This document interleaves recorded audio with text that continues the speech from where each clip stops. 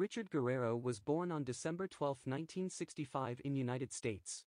He hailed from a family of Mexican descent and was a son of Pablo, who worked at a golf course, and Irene Guerrero. Richard had a sister Janie and 2 or 3 brothers, one of them was named Ray. According to his sister, Richard was a wonderful and selfless brother, who was really devoted to his family. He was a young man who was full of life and was always able to make others laugh. He was a very loving person, who always took the needs of others before his own. He sometimes babysat his sister's 2-year-old daughter and often took his mother shopping. On March 24, 1988, Richard left his family home in Madison, Wisconsin, to go to a friend's home an hour away in Milwaukee. When he left, he didn't take any documents proving his identity with him. He only had $3 on him. The truth is, however, that he never made it to his friend's house. He didn't go back to his own either. Authorities believe that Richard met Dahmer in a bar in Milwaukee and went with him to his home in West Allis. Most likely, Dahmer lured Richard with his typical way, which was the promise of payment for the photo shoot.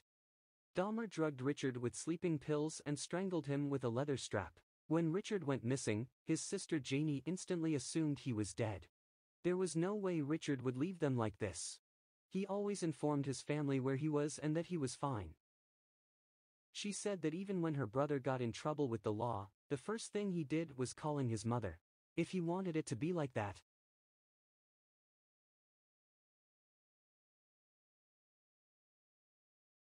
Richard Guerrero was born on December 20. Home, Janie told the Sentinel Journal, a local Milwaukee newspaper, years after his disappearance. Richard's family reported his disappearance to the police, but they didn't take the case seriously, probably because Richard was Hispanic, and didn't do anything at all. The family hired a private detective to whom they were willing to give whatever money they had to find their son. Unfortunately, the private detective turned out to be a cheater who took the money and ran away. Richard's father lost most of his life's savings to the act of fraud.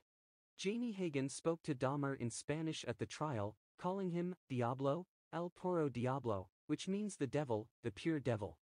In 2012 in Milwaukee the Dahmer Tour was started, which still causes a lot of controversy.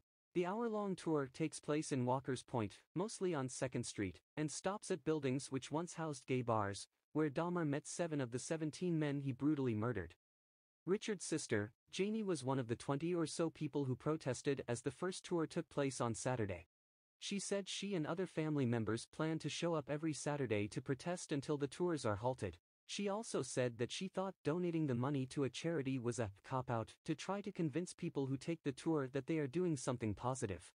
She said she has been seeing a therapist for 20 years to deal with nightmares and other issues with Dahmer. She said that if any money was donated, it should go to the families.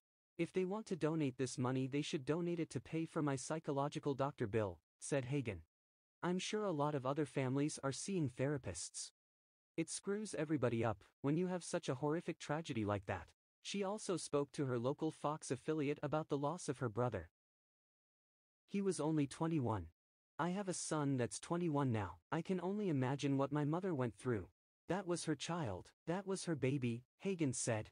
The memories remain to haunt Hagan to the point of tears. My mind is like a VCR, it just pauses and it rewinds and it always takes me back to that courtroom. Guerrero's remains were never found but his death was confessed by Dahmer himself during interrogations in 1991.